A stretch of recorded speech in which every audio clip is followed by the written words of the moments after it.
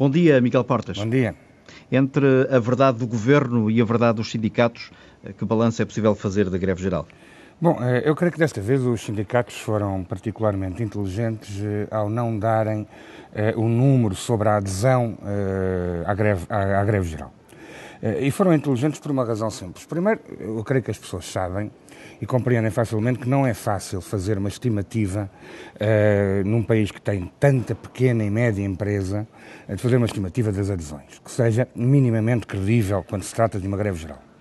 Mas a principal razão até nem é essa, é que nós nunca ficaremos a saber quantas pessoas é que foram trabalhar querendo fazer greve, mas que tiveram que ir trabalhar ou por medo, ou porque estão em situação precária e não se podem dar ao risco ou ao luxo de fazer a greve, e ao mesmo tempo também não sabemos quantas pessoas é que não foram trabalhar, pura e simplesmente porque os transportes públicos não funcionaram. E, portanto, neste caso eu devo dizer que quem caiu na esparrela dos números foi o Governo, porque ao dizer que aderiram 10,48%, 43.592 trabalhadores, nem mais um nem menos um, é evidente que isto releva de uma central de propaganda que eu diria de amadores.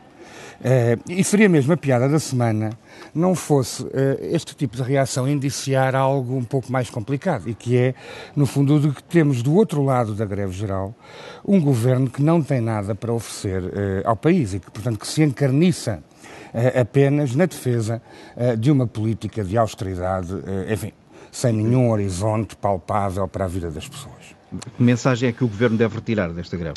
Ora bem, essa é a pergunta que, ou feita de outra maneira, mas afinal estas greves servem para alguma coisa ou não servem para alguma coisa? Na minha opinião servem, até porque num período em que não é nada fácil pedir aos trabalhadores que percam um dia do seu salário, porque quem faz greve perde um dia do salário, eu penso desse ponto de vista que os sindicatos ganharam a aposta ou o desafio.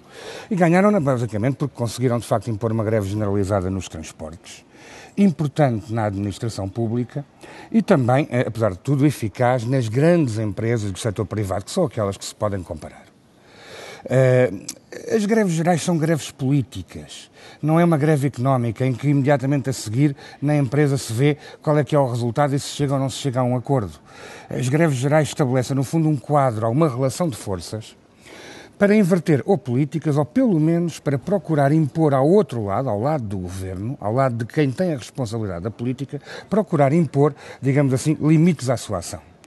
Esta greve, desse ponto de vista, eu creio que representa um aviso muito sério. Um aviso muito sério, até porque teve a compreensão ou o apoio da maioria da sociedade. É o que dizem, pelo menos, todos os estudos de opinião. E desse ponto de vista, eu diria que é um aviso até para toda a gente e não só para o Governo. É também um aviso para o PC e para o Bloco, porque esta greve foi feita pelas duas centrais e não apenas por uma. E as pessoas têm uma enorme vontade de união para se disporem a lutar. Sem união é que não lutam, de certeza. E é também um sério aviso para o PS. Porque, digamos assim, não é possível ao PS manter, digamos assim, a sua posição de nem sim nem não sobre as políticas do Governo durante muito mais tempo, sem começar a suscitar uma séria desconfiança na sua própria base eleitoral. Eu creio que é, aliás, isto que esteve na origem do manifesto, digamos assim, que Mário Soares decidiu lançar nas vésperas da própria greve geral. É a compreensão aguda de que não se pode ter falta de comparência quando o conflito social é uma inevitabilidade e nos encontramos perante uma maratona.